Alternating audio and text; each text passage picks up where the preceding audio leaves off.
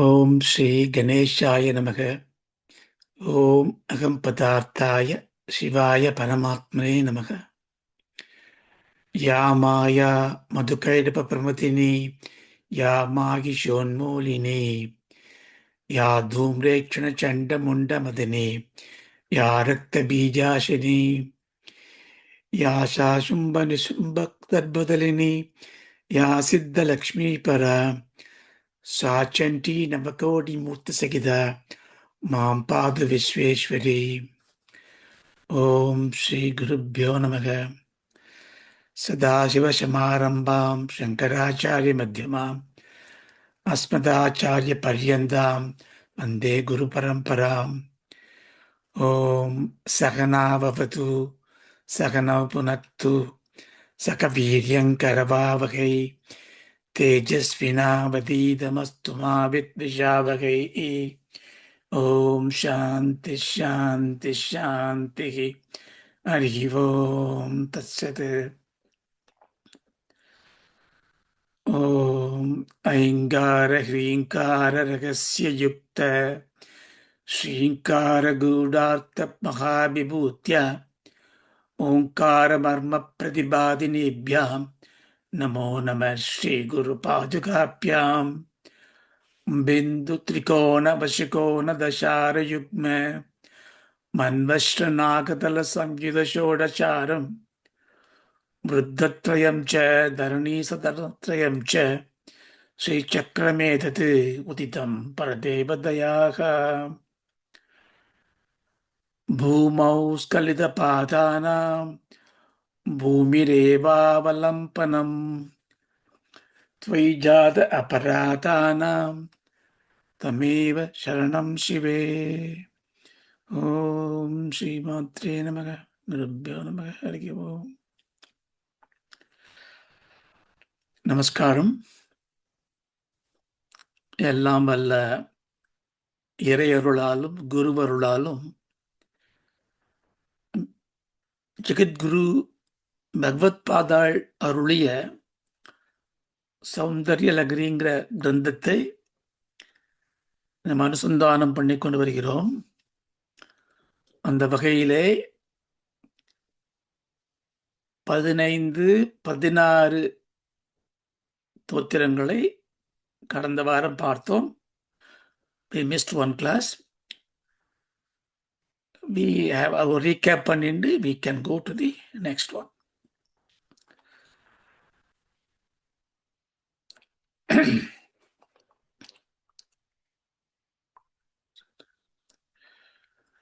சரஜ்யோஸ்னா சுத்தாம் சசியுத ஜடாஜூட்டமகுட்டாம் வரத்ராசத்ரான ஸ்படிக கட்டிகா புஸ்தககராம் சகுன்னத்வா நத்வா கதமிவ சதாம் சந்தி தததே மதுக்ஷீரத்ராக்ஷா மதுரிமதுரீனாக் பனிதயக கவீந்திராணாம் சேதக் கமலவனபாலாதபருஷிம் பஜந்தே யே சந்தக் கதிசிதருணாம் ஏவ பவதி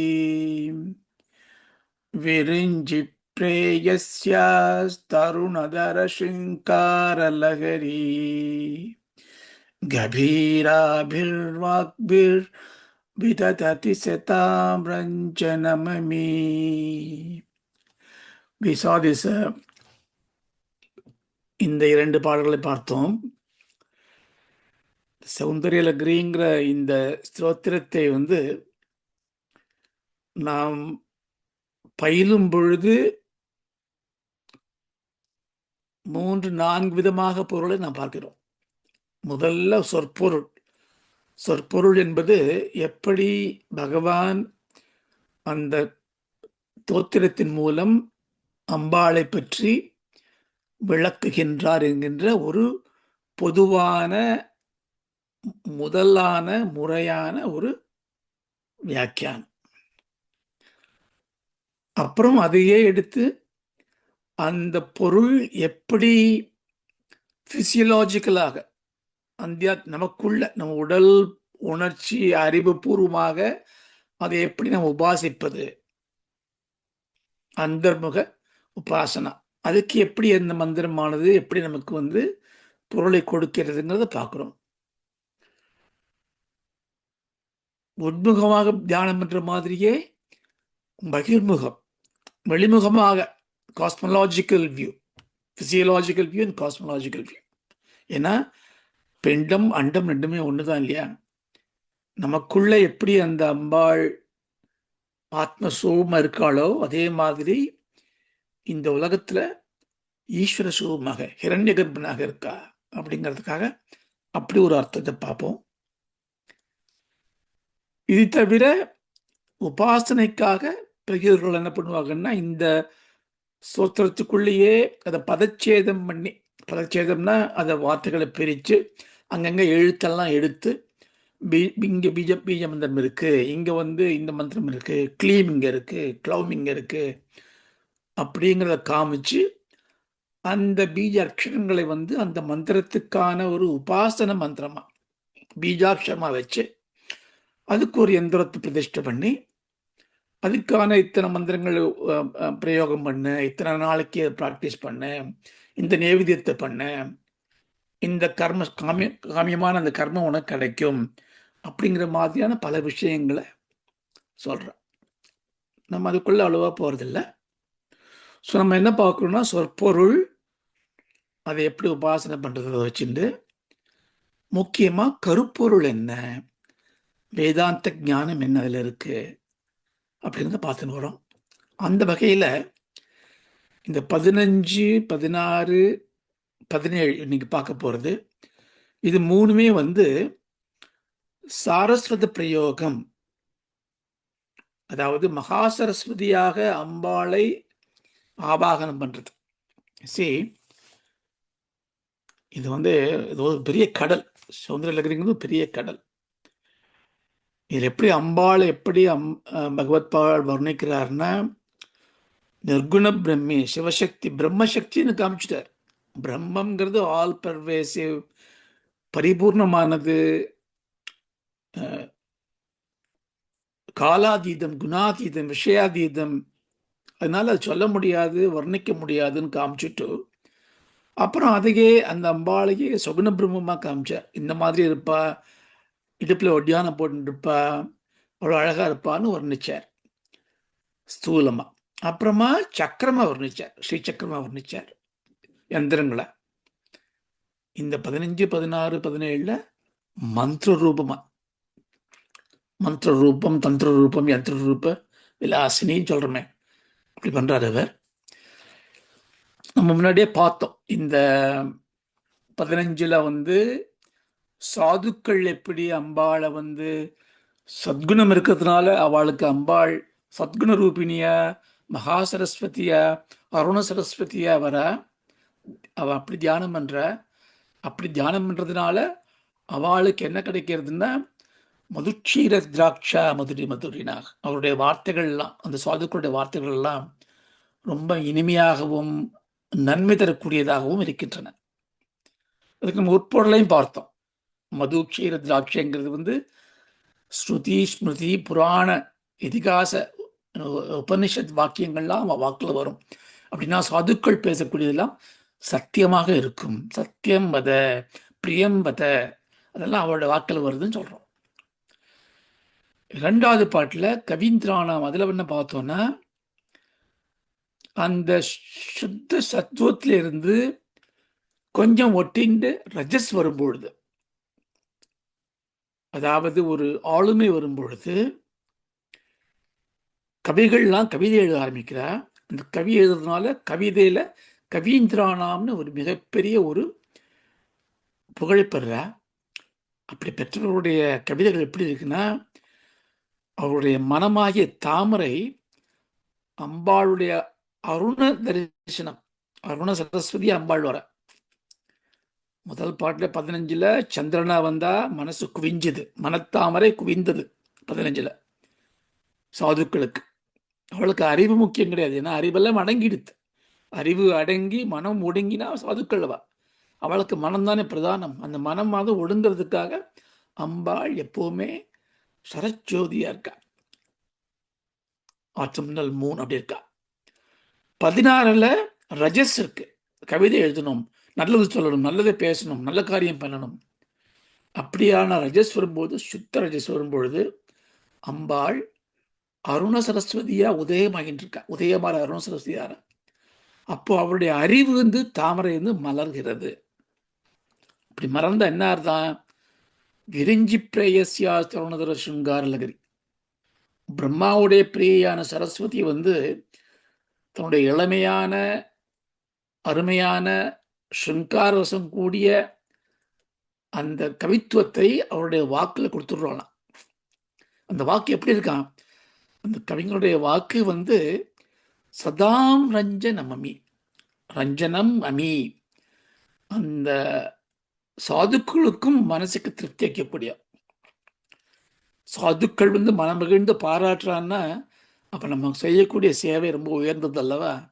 அதனால அம்பாளை பிரார்த்திக்கக்கூடிய கவிஞர்களுக்கு அப்படின்னா அடியார்களுக்கு நல்ல வாக்கியங்கள், நல்ல வார்த்தைகள் வந்து அந்த வார்த்தைகள் வந்து சாதுக்களுடைய மனதை திருப்தி பண்றது.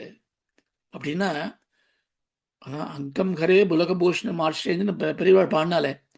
ஏன்னா அந்த அம்மாவுக்கு வந்து ஜெகத்குருக்கு கொடுக்கறதுக்கு ஒண்ணுமே இல்லை. ஒரு உலர்ந்த திராட்சையை ஒரு நெல்லிக்காயை கொடுத்துட்டு இருக்க. ஆனால் கொடுக்கும்போது மனம் ஒடுங்கி சத்குணம் நிரம்பி சாதுவா எனக்கு ஒண்ணுமே கொடுக்கறதுக்கு இல்லையே அப்படின்னு கொடுக்குறாவ. அந்த வார்த்தை வந்து எப்படி இருக்குன்னா பகவான சாதுவாகிய பகவானோட காதுல ரஞ்சனமா இருக்கான். ஆகா, எப்படி இந்த மூதாட்டி நமக்காக வேண்டிக்கிறாள்னு சொல்லிட்டு தென் கனகதாராசுவரத்தை பண்ணார் அவர் இல்லையா? அது மாதிரியான ஒரு அதுக்கு அம்பாளுடைய கிருபை வேணும். ஸோ அதுக்கு அம்சா. இப்போ நம்ம வந்து 17வது பாட்டை பார்ப்போம்.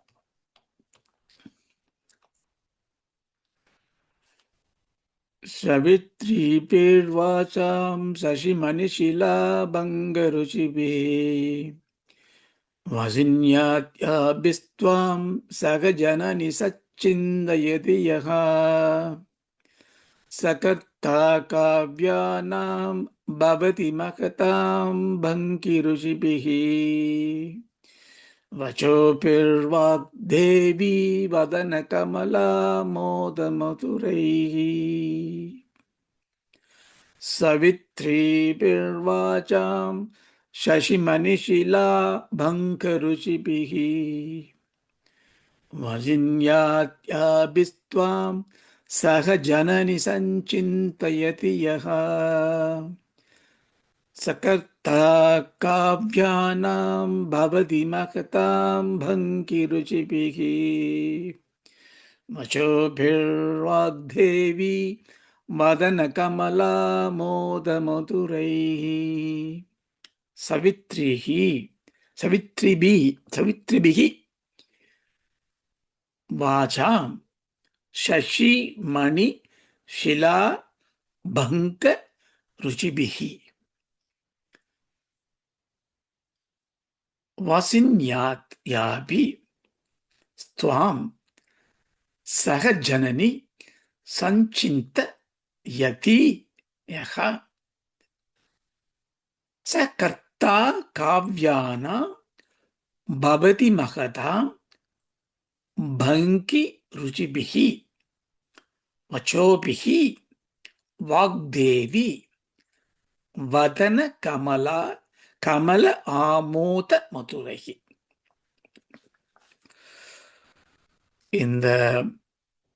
இந்த பாடலுடைய கருத்து வந்து லலிதா சகோதரர் சொல்லுமே, ஓம் பத்மராக சிலாதர்ஷ பரிபாவி கபோலவே நமக சொல்றோம் இல்லையோ? அந்த ஸ்தோத்திரத்துல பத்மராக சிலாதர்ஷ பரிபாவி கபோலக, அதாவது பராம்பிகையே ஸ்ரீ சாரதா தேவியாக அருள் பாலித்து நமஸ்காரம் பண்ணின உடனேயே சாதுக்களோட வாக்குல உண்மையும் நலமும் சுகமும் விளைமா செய்கிறார். இதை 15ல் பார்த்தோம். அப்போ அருண சரஸ்வதியை அம்பாள் வந்து ஆராதிக்கிறார். 16ல் கவிஞர்களுடைய வாக்கு சாதுக்களுக்கு ஒரு காவியங்களாக மாறுகிறது அப்படின்னு காமிச்சார். இந்த 17ல் அம்பாளை அக்ஷர தேவியர்கள் கலந்த ஒரு ஒரு கூட்டத்தோடு வர மாதிரி மகா சரஸ்வதி என மனதோடு தியானித்தால் அவர்களுக்கு எல்லா அறிவும் கிடைக்கும். அதாவது சாதுக்கள் வந்து அம்பாளை சாரதான் நமஸ்காரம் பண்ணார். நத்வா 15ல் பார்த்தோம். இது ரொம்ப முக்கியம். அந்த 3 பாட்டு அதில் அம்பாளோட தியானம் வந்து அருணாதேவி அருண சரஸ்வதியை வளர்த்து வந்தார். சுத்த ரஜோஸ்து. 16ல் பஜந்தேன்னு காமிச்சு நமஸ்காரம் பண்ணாம பஜனையும் ஆராதனையும் பண்றார். பண்ணும்போது அவ வந்து அருண சரஸ்வதியாக ஒரு ஒளியை கொடுக்கக்கூடிய சூரியனாக உதித்து அவருடைய அறிவை விரிவிக்கிறார். 17ல் வசினின்னு போட்டு இந்த மகா சரஸ்வதியுடைய சக்தி தேவதைகள் எல்லாம் வாக்தேவதைகள்லாம் 64 கோடி தேவதைகளாக வந்து அம்பாளை சூழ்ந்திருக்காளாம். அப்போ சஞ்சிந்தயதி நத்வா சாதுக்களுக்கு பஜந்தே ஒரு கவிஞர்களுக்கு. ஆனால் அவர்களுக்குரிய அடிப்படையான ஆராதனை எப்படி இருக்கணும்னா சஞ்சிந்தயதி தியானம் பண்ணணுமா. எப்படி தியானம் பண்ணலாம்? மகா சரஸ்வதி நீ வந்து உன்னை சுற்றி அக்ஷர தேவதைகள்லாம் இருக்கா அப்படின்னா என்ன அர்த்தம்? அக்ஷர தேவதைகள்னு என்ன அர்த்தம்? அம்பாளை மந்திர ரூபம் பார்க்குறோம். மந்திரம்னா சப்த பிரமாணம். சப்தம் தானே மந்திரம். இப்போ சப்தம்ங்கிறது ஓசை. அந்த ஓசையுடைய ஒவ்வொரு அசையும் ஒரு சீரும் ஒரு அக்ஷரத்துக்குள்ள ஒடுங்கியிருக்கு. அக்ஷரம்ங்கிறது முத்ரா. நான் சம்டைம் நான் சொல்லுவோம் இல்லையா, தமிழில் அந்த அந்த அந்த கா இல்லை பா இல்லை, அது ரொம்ப தப்பு. அப்படி சொல்லக்கூடாது. இப்போ சம்ஸ்கிருதத்தில் வந்து ஏ இல்லை ழ இல்லை அப்படி சொல்லக்கூடாது. அதுக்கான எழுத்து இல்லை. எழுத்துங்கிறது ஃபாண்ட், ஒரு ஒரு ஒரு லிங்கம், ஒரு முத்ரா. எது இல்லையோ அது போட்டு. சப்தம் இல்லைன்னு சொல்ல முடியுமா? மொழி என்பது சப்தத்தோட பிரமாணம். அதனால ஒவ்வொரு மொழிக்கும் உள்ள சப்தங்கள் ஒன்னொன்னுக்கும் ஒரு தேவதைய வேதங்கள் கொடுக்கிறது. எந்தெந்த சப்தங்கள்லாம் நமக்கு தேவையோ முக்கியமோ அந்த சப்தங்களுக்கு ஒரு ஒரு சப்தங்களும் ஒரு தேவதை. இது எப்படின்னா வந்து இப்போ தமிழ் எடுத்துனா எப்படி இருக்கும்? தமிழ்ல அ ஆ இ ஈ உ ஊ எ ஏ ஐ ஒ ஓ ஔ அஹ் அம் அக அப்படி இருக்கு இல்லையா? அப்படி இருக்கு இல்லையா? இதெல்லாம் உயிரெழுத்துக்கள்னு பேர். 12 உயிரெழுத்துக்கள், 13 உயிரெழுத்துக்கள், இந்த அகம் சேர்த்து. அப்புறம் இக் இங் இச் இப் இத் அப்படி ஒரு 18. இந்த 18யும் 13யும் கூட்டினா எவ்வளவு? 31. ஸோ 31 எழுத்துக்கள் தான் தமிழ்ல. இந்த 247ங்கிறது உயிர்மை எழுத்து. இக் பிளஸ் அ க, இக் பிளஸ் ஆ கா.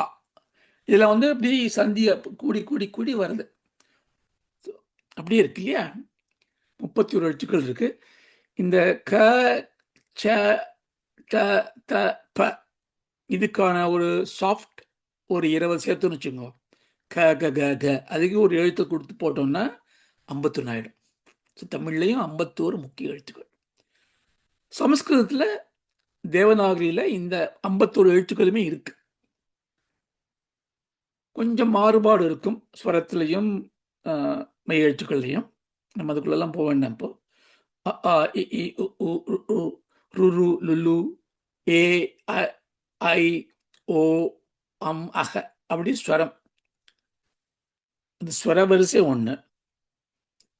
இதுக்கு அவர்க்கம்னு பேர். வர்க்கம்னா ஒரு ஒரு ஒரு ஆர்டர், ஒரு குரூப். ஆல் ஆரம்பிக்கிறதுனால அவர்க்கம். க க க கங்க. அந்த கால ஆரம்பிக்கிறது கவர்க்கம். ஸோ கவர்க்கம், டவர்க்கம், சவர்க்கம், தவர்க்கம், பவர்க்கம். பவர்க்கம்னா ப ப ப ப. அது மாதிரி அந்த ஒரு ஒரு வர்க்கத்துக்கும் ஒரு ஒரு குரூப். அப்புறம் யாரல பழல அது ஒரு ஒரு குரூப். ஷஸ் அது ஒரு குரூப். இப்படி பண்ணோம்னா இந்த 51 எழுத்துக்களையுமே என்ன பண்ணலாம்னா ஒரு 8 விதமான குரூப்பாக பண்ணிடலாம். அ வர்க்கம், க வர்க்கம், ட வர்க்கம், இது மாதிரி பண்ணிடலாம். இதெல்லாம் சேர்ந்ததுன்னா அதனுடைய அக்ஷரங்களுடைய எல்லா அக்ஷரத்துக்கும் சேர்ந்த மாதிரி ஆயிடுது இல்லையா? இந்த 8 வர்க்கங்களுக்கும் ஒரு ஒரு தேவதை வச்சுக்கோங்க. ஆ வர்க்கத்துக்கு ஒரு தேவதை, க வர்க்கத்துக்கு ஒரு தேவதை. அதுக்கு பேர் வஷினி தேவதான்னு பேர், வாக்கிய தேவதா. அப்போ 8 வாக் தேவதா இருக்கா, அஷ்டதேவிகாஸ். அந்த அஷ்டதேவிகாவை தான் நம்மளுடைய மந்திர உபாசனை பண்றதுக்கு வருது.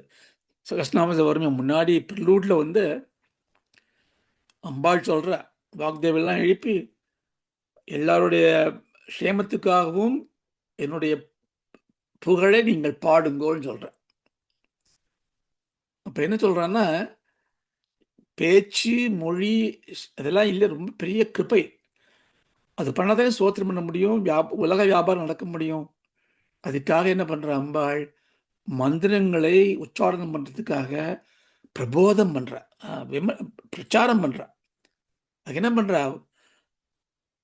இந்த வஷ்ணி தேவதைகள், அக்ஷர தேவதைகள் கூப்பிட்டு, மாத்ருகா தேவதைகள் கூப்பிட்டு உங்களுக்குள்ள ஹேவ் டிஃப்ரெண்ட் காம்பினேஷன்.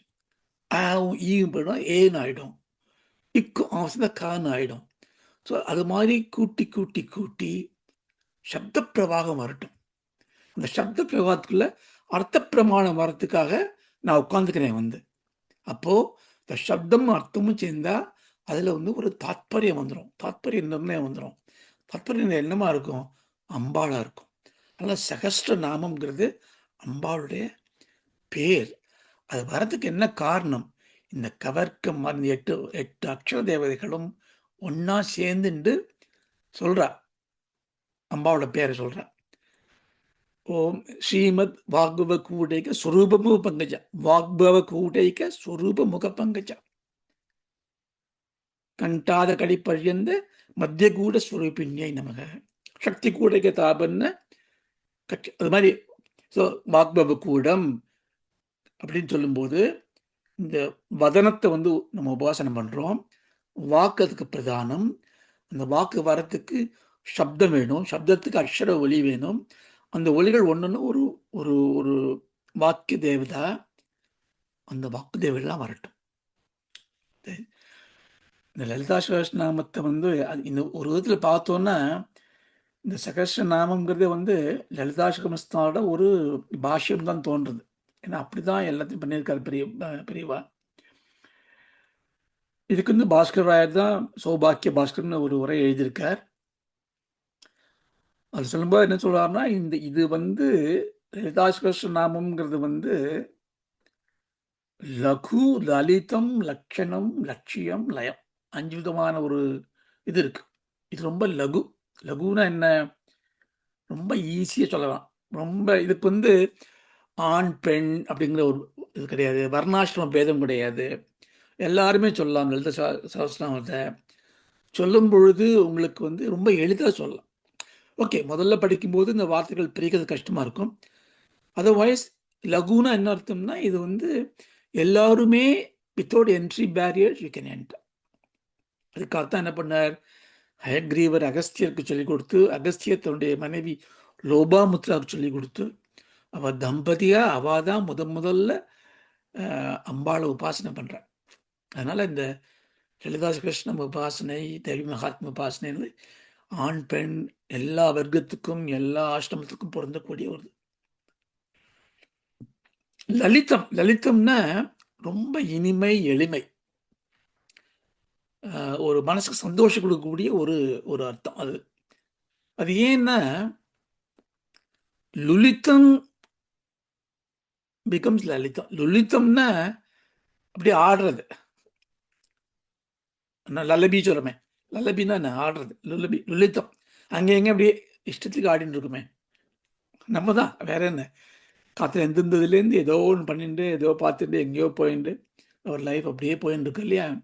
இதுக்குள்ள இது வந்து ஒரு ஒரு நல்ல ஒரு பேசிக் ஃப்ரீக்வன்சி வந்து ஒரு அழகான ஒரு சலனத்தோட போயிருந்ததுன்னா, அது லலிதம் ஆயிடுது. அந்த லலிதம் தான் அம்பாள். ஸோ அதனால இந்த லலிதா சகஸ்ரநாம உபாசனா, பாராயணம்ங்கிறது என்ன சௌந்தரலகரி ஆல்சோ என்ன ஆகுதுன்னா, லலிதத்தை கொடுக்கறது. அதோட இது வந்து சாதாரண புகழ் இல்ல. இது லக்ஷணம் இருக்கு. இது வந்து லலிதோபாக்கியானம்ங்கிற ஒரு ஒரு பெரிய கிரந்தம் இது வந்து பிரம்மாண்ட படத்துக்குள்ள ஒளிஞ்சுன்னு இருக்கு. அதில மந்திரகண்டம், ஞாசகண்டம், பூஜா கண்டம், புரஸ்சரண கண்டம், ஹோமகண்டம், ரகசிய கண்டம், ஸ்தோத்திர கண்டம் இருக்கு. கடைசியில ஸ்தோத்திர கண்டம். அதாவது எல்லாரும் இத சொல்லிட்டு ரகசியம் சொல்லிட்டு, இப்படி நீ அம்பாளை துதி என்று சொல்கிறது.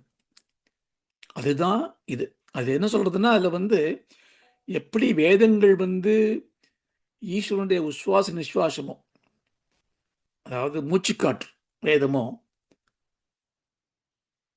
அதே மாதிரி அம்பாளுடைய வாக்கிலிருந்து வந்த சப்தம் தான் வைகரி, மத்தியமா, பஷ்யந்தி, பரா. அதுதான் அம்பாளுடைய நாமம். அத எப்படி சொல்ற அம்பாள்? லலிதா சொல்றால, என்னோட பேரை நீ சொல்லுன்னு வாக்சக்திக்குள்ள சொல்றா.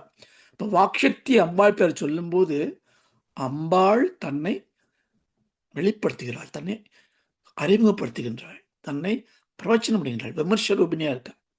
அப்போ இந்த ஒவ்வொரு பேருமே வந்து வேதம் மாதிரி அவ்வளவு மந்திர சக்தி வாய்ந்த பெயர்கள். அதனால லட்சணம் இருக்கு. அதனால என்ன லட்சியம் வருது?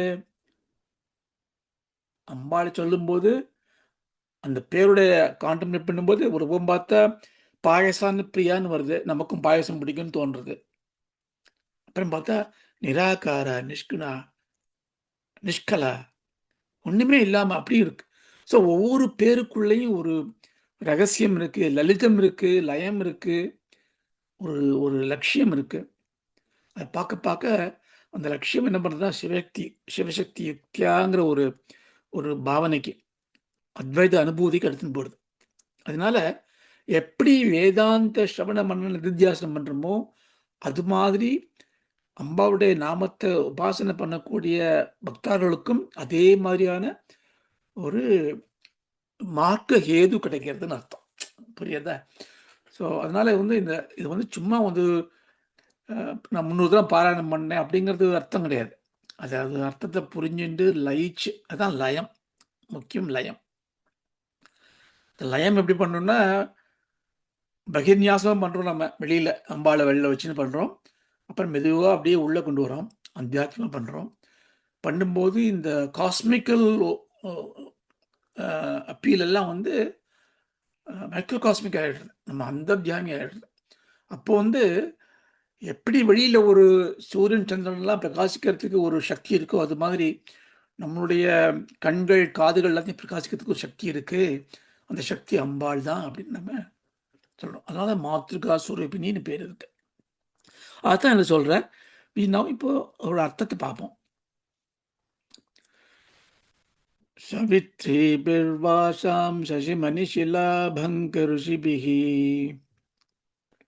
அதாவது சவித்ரிபிஹி வாசாம் சவித்ரிபிஹி சசிமணி சிலாபங்க ருஷிபிஹி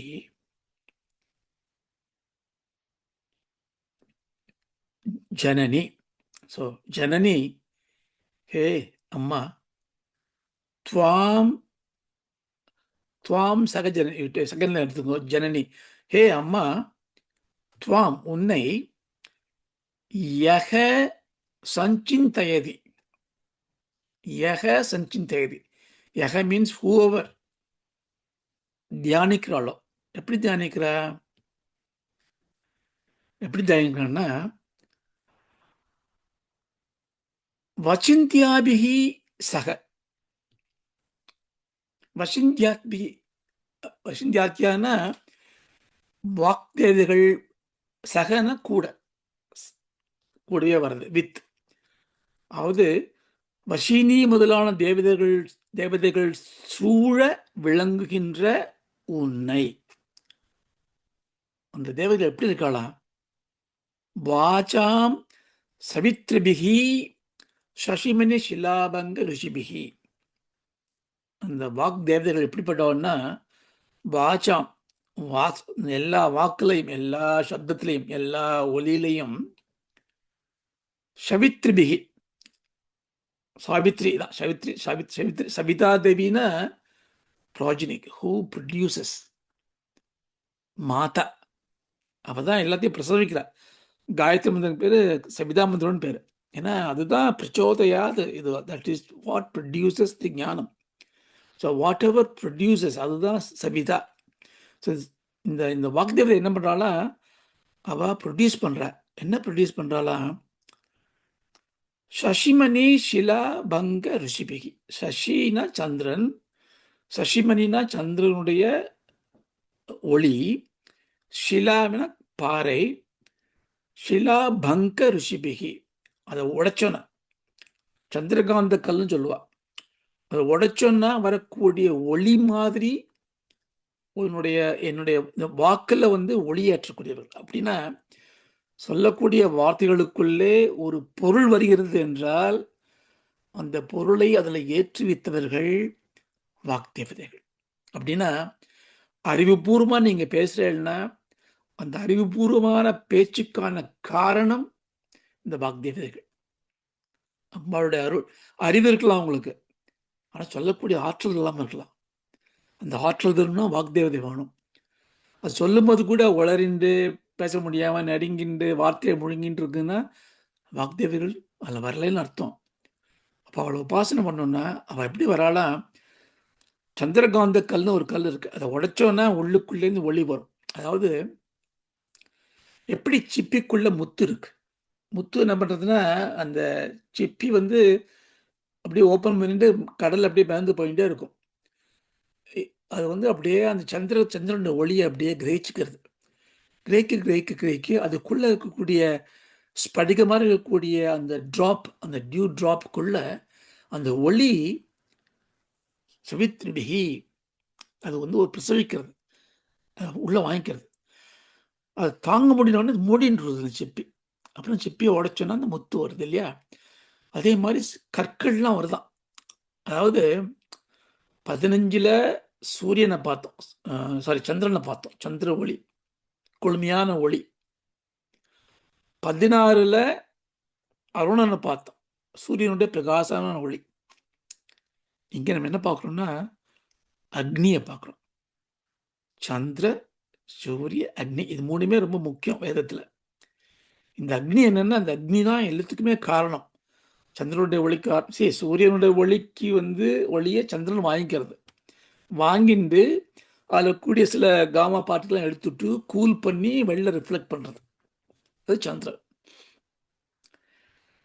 இந்த சந்திரகாந்த கல் என்ன பண்ணுறதுன்னா சூரியனையும் வாங்கிண்டு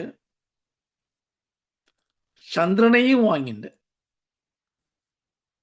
ஆனால் ரெண்டையுமே மிக்ஸ் பண்ணி ஒரு அருமையான தேஜஸை உள்ள வாங்கி வச்சுருக்கு. This radiating power. That is அந்த கல்லை உடைச்சுன்னா அப்படி இருக்குமா? அது எவ்வளவு வரும்னு சொல்ல முடியாது. Infinite potential. அப்போ இந்த அக்னி சக்தி, இந்த வார்த்தைக்கே அக்னின்னு பேர். இந்த அக்னி சக்தியா வாக்தேவர்கள் உள்ள போயிடுறார். அப்போ அந்த அவனுடைய வார்த்தைகளை நம்ம வந்து பார்க்கும்போது ஒரு சொற்பொருள் வரும், ஒரு கருப்பொருள் வரும். அப்புறம் ஒவ்வொரு வியாக்கியான கருத்தாகவும் ஒருத்தனை பண்ணுவா. அதில் அப்படி இருக்கு, இல்லை இப்படி சொல்லியிருக்கா, அப்படி சொல்லியிருக்கா. அர்த்த தேவர்கள் வந்து ஆடின்னு இருக்காங்க, டான்ஸ் ஆடின்னு இருக்கா, சந்திரகாந்த கல் மாதிரி. ஏன்னா அவனை அறியாமல் அதுக்குள்ளே வந்துடுறது.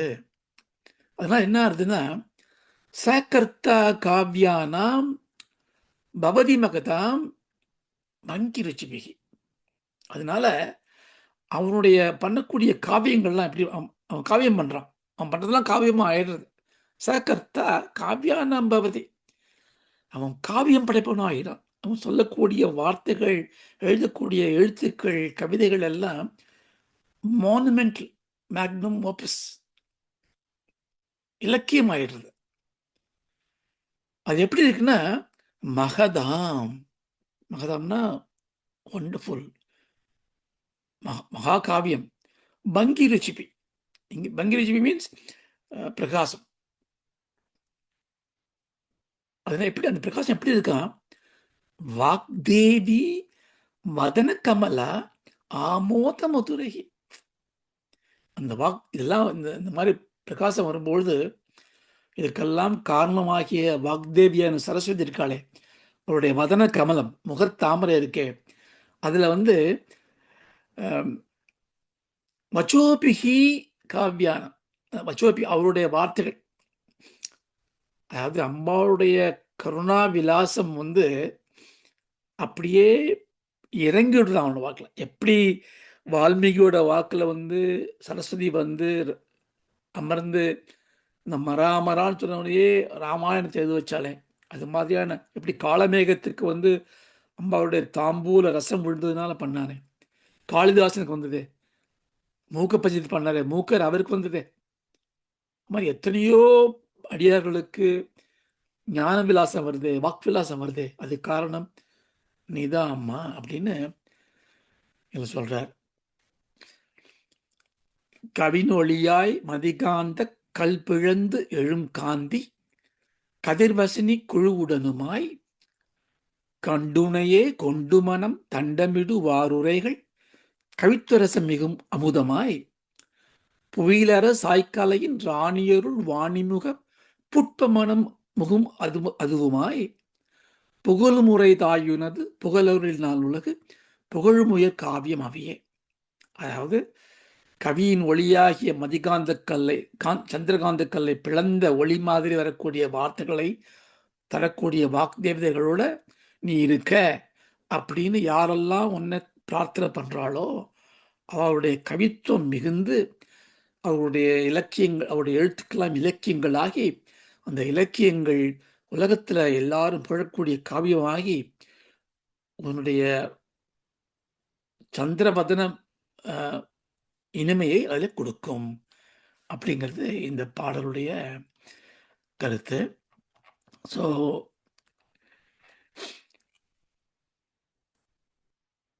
இதில் பாருங்க, இதில் வந்து ஒரு அம்பாளுக்கு வந்து முதல்ல மதுச்சீர திராட்சன் வந்தது.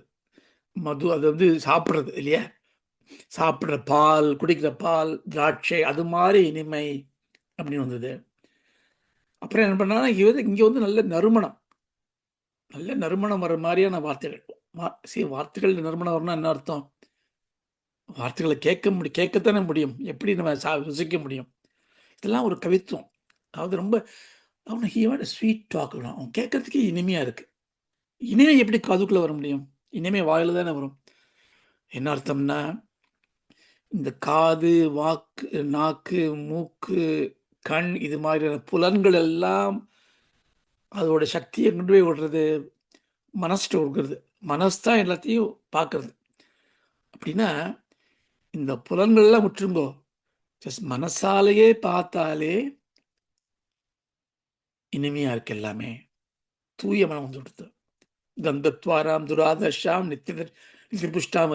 கந்தத்வாரம்னே நம்ம உடனே என்ன பண்றோம், அந்த கந்தத்தை காட்டுறோமே, தட்ஸ் ஓகே. என்ன அர்த்தம்னா கந்தத்வாராம் துராதர்ஷம். கந்தத்வாரம்னா கேட், கந்தத்வாரம்னா ரொம்ப வாசனையான கேட்டில் இருக்காள் அம்பாள். யாரு? வாக்தேவதை. ஏன்னா வாக்கு சுத்தமாக இருக்கணும். அஃப்கோர்ஸ் நம்ம வந்து நல்லா ஃபிசிக்கல் சுத்தம் பண்ணிக்கணும், பல்லு நல்லா தேய்க்கணும், வாயிடணும், குப்பளிச்சுட்டு தேவி உபாசகெல்லாம் தாம்பூலம் போட்டு குப்பளிச்சுட்டு வாசனையோட போவாள். அதெல்லாம் ஒரு பாவம். என்ன அர்த்தம்னா வார்த்தைகள் கபடம் இல்லாமல், பொய் இல்லாமல், சூது இல்லாமல் உண்மையா இருந்தா அதுல ஒரு வாசனை இருக்கும். பின்னாடி வரப்போகுது, அம்பாளுடைய கூந்தலுக்கு வாசம் உண்டுங்கிற ஒரு ஒரு ஒரு ஒரு பிரதிஜை வரப்போகுது. அதனால வார்த்தைகள்ல வாசனை வரணும்னா அதுல வந்து ஒரு நல்ல ஒரு சிந்தனை இருக்கணும். சவித்ரேபிர்வாசாம் சசி மணிஷிலா பங்க ருஷிபிஹி வசிந்த்யாத்யாபிஸ்த்வாம் சகஜனனி சச்சிந்தயதி யக சகர்த்தா காவ்யானாம் பவதி மகதாம் பங்கி ருஷிபிஹி अशोभिर्वाग्देवी वदनकमला मोदमधुरैः